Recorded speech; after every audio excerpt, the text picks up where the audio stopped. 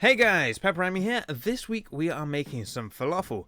Now this recipe is super easy to make and vegan, and it also tastes great, but it does take a bit of time to actually make. Now to start, you want to soak 400 grams of dried chickpeas in a bowl of water, covering them by at least 2 inches, as they will need plenty of water as they double in size, and then you want to leave them for at least 18 hours. Now you can additionally add in half a teaspoon of baking soda to help them soften while soaking. Now why can't you use tin chickpeas, you may be asking? That is because they are already cooked and kind of mushy, whereas we want a nice firmer chickpea. Now after your chickpeas have soaked, rinse them and drain them, and then add them to a food processor along with 1 large bunch of fresh parsley, optionally you can use the stems, a medium bunch of fresh dill, 1 quartered onion, 3 to 5 cloves of garlic peeled and crushed depending on the size, 1 tablespoon of ground cumin, that's cumin, not human, cumin, 1 tablespoon of ground coriander, and optionally 1 teaspoon of cayenne or chili powder or something, just to give them an extra bit of spicy heat. And then you want to blend into a coarse mixture that just roughly holds together when formed into a ball. Now you don't want to over blend this into a paste, as you want some texture to the falafel balls at the end. And this mixture may seem a bit dry and hard to blend, but do not add any extra water to the mix.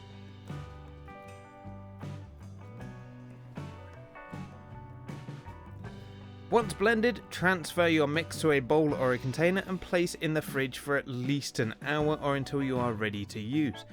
This will help the moisture distribute itself through the mix and make it much easier to form into balls.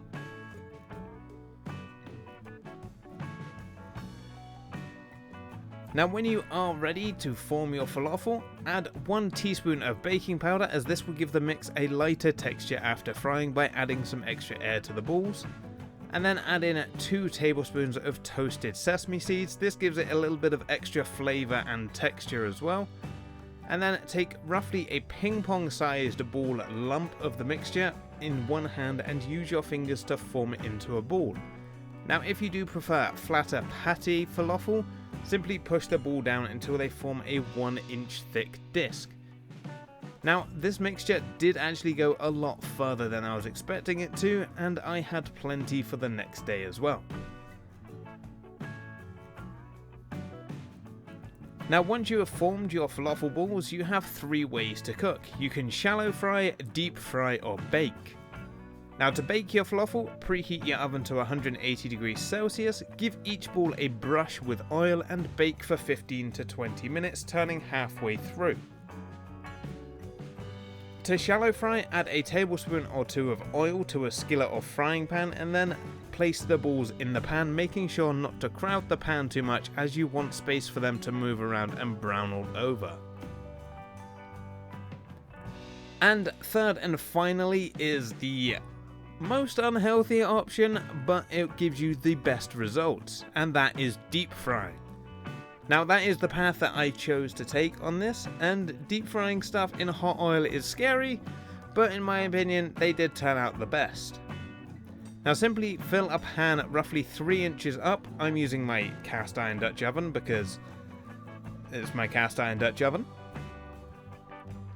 And then heat your oil to roughly 190 degrees Celsius, then gently place your balls in the oil.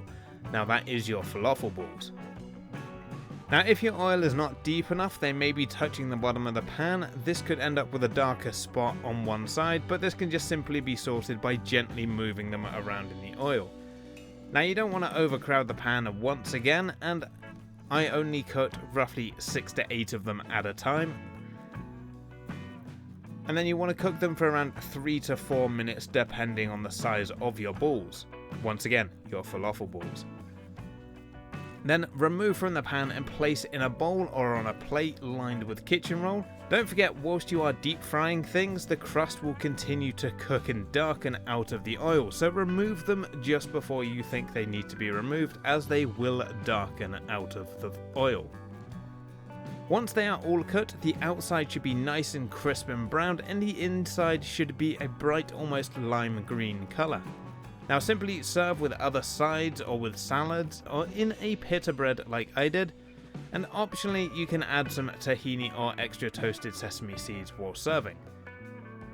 Now if you were like me and your only experience with falafel was the dry crumbly ones you get in pre-made salads from shops in like meal deals and things, these are a total game changer and a absolutely amazingly great meat alternative for pita bread fillings.